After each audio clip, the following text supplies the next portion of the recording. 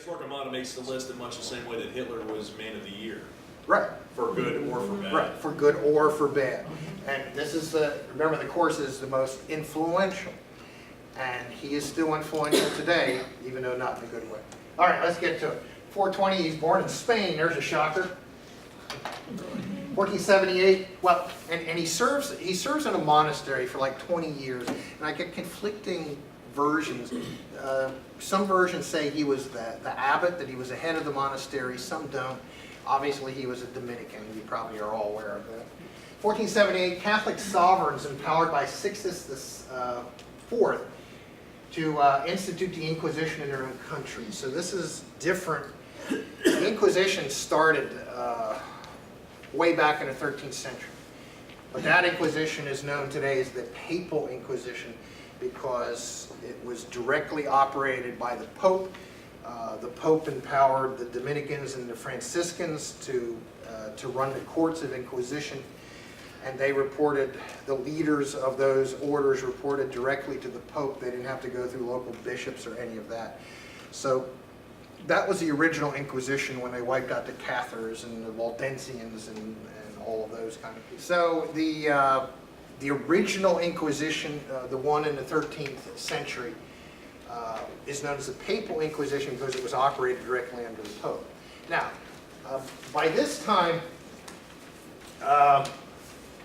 it's a little bit different because now Sixtus IV says that individual countries could start up the Inquisition. It had to be with papal blessing. But individual countries could start up the Inquisition and administer it themselves. And there are all kinds of areas for potential abuse there. Because if you were a king or queen and you needed some money to augment the treasury, well, you just accuse all of the rich people in your country of heresy and have the Inquisition take all their money, and now you have the money you need. So there's all, I'm not saying that the Papal Inquisition was not full of abuse, but this kind of brought a new kind of abuse. 1483, Torquemada is appointed the Grand Inquisitor of Spain by Ferdinand and Isabella. You may wonder, how did an obscure Dominican monk, even if he wasn't abbot, become the Grand Inquisitor? Well, the reason was he was Isabella's personal confessor. And that is how he became the Grand Inquisitor. 1484, Torquemada established a high council for the hearing of appeals, so there was an appeal process. If you were found guilty by the Inquisition and you were given a sentence of death by burning, and they had seized all of your belongings, you could go before this tribunal for an appeal, and then what happened during the appeal is they would back up the inquisitorial conclusion, and you would then be burned and your property. Okay. 1484 also, he convened a General Assembly of Spanish Inquisitors at Seville. So this is kind of like a convention of inquisitors in Spain, which I always thought was kind of cool. You know, all the inquisitors get together and I guess they compare notes on how to get confessions. 1492, as Byron mentioned, the Jews are expelled from Spain. And I'll talk more about this on the next slide, because this, we're going to pick the key thing that Torquemada did. This is probably it. And I'll talk more about it in a moment. But this was Torquemada's dream. This is what Torquemada most wanted to accomplish in his lifetime.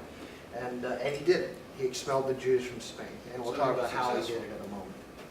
1498, he dies at Avila, Spain. 1830s, Torquemada's remains are dug up and burned as the Spanish Inquisition is decommissioned.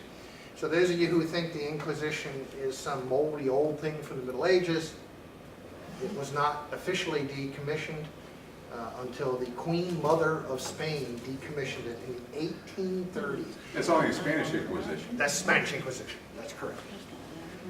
What's the office called now? The Congregation for the Doctrine of Faith. Yeah.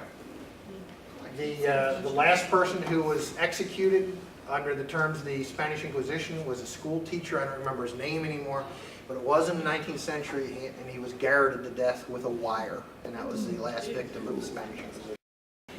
So we'll talk a little more about the expulsion of the Jews and the expulsion of the Muslims in a moment. So Torquemada, he's a Dominican monk. The Dominicans were given the job of running the courts of the Inquisition in the 13th century by the Pope. They did a very good job. A Dominican monk. Served for 22 years as a prior of the monastery of Santa Cruz in Segovia, so he was in a position of authority. Confessor to Queen Isabella, and then becomes an advisor to both Ferdinand and Isabella. 1483, appointed Inquisitor General for all of Spain by Ferdinand and Isabella, and the appointment is approved by the Pope. So there are various Grand Inquisitors in Spain representing the different regions, but he is the 1559, this is an engraving showing various torture methods used by the Inquisition. It's in the book if you want to see it close up. I'll give you a moment to admire.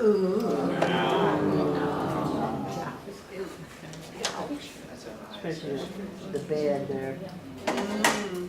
1484, Torquemada writes a handbook for inquisitors called the 28 Articles. This is not the first handbook for inquisitors that had ever been written. Bernardo Guy, who was the Grand Inquisitor of France in the 13th century, that Lydia was found to be most like according to Facebook, and so end of discussion. Facebook, it must be true. It must be true. Had written one hundreds of years before, but he also wrote one. As Grand Inquisitor, it's estimated that over 100,000 people were sentenced as heretics under his jurisdiction, which could have been a lot more, but that is not what he is most famous for. Non-Christians. Here we get into the question that Byron had brought up.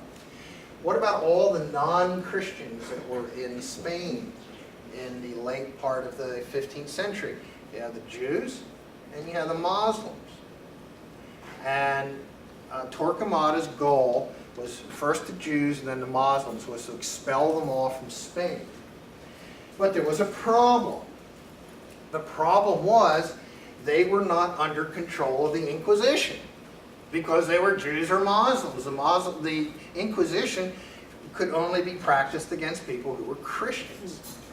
So the plan that Torquemada comes up with is really devilishly ingenious, is that, well, I know what we'll do. We'll force all the Jews to either convert to Christianity or they'll be expelled from Spain. What this does is you're either driving the practicing Jews out, or the ones who stay have now been baptized and claim to be practicing Christians. So now what happens? That puts them under the control of the Inquisition of Spain. And it's so all these Jews, about half of the Jews in 1492, about 50,000 Jews were expelled from Spain. The remaining 100,000 converted to Christianity. And now they could be dealt with by the Inquisition. So how would that work? If you were a Jew and you claimed you had converted to Christianity, but were still secretly practicing Judaism, well then that means you might be having a religious ceremony on a Saturday instead of a Sunday. Well, they had spies. The maids and stuff spied and said, well, hey, they're doing lighting menorahs, you know. So here's another thing. Relapsed Christians, i.e. that's the second time, relapsed Christians were dealt with more harshly by the Inquisition. That's where you would get the death sentences and all the property confiscated. Jews that had who'd become baptized and said they had become Christians and were still secretly practicing Judaism, if they were caught once, they were considered to be relapsed Christians. Torquemada, in this course, he's in here because today, 500 years later, he's probably the most well-known Christian who is used by anti-Christian forces, whether they be secular humanists or Muslims or whoever, to show, well, this is what Christianity is all about. There was that Torquemada guy. I don't really know that much about him, but there was that Torquemada guy. And so he's the poster child.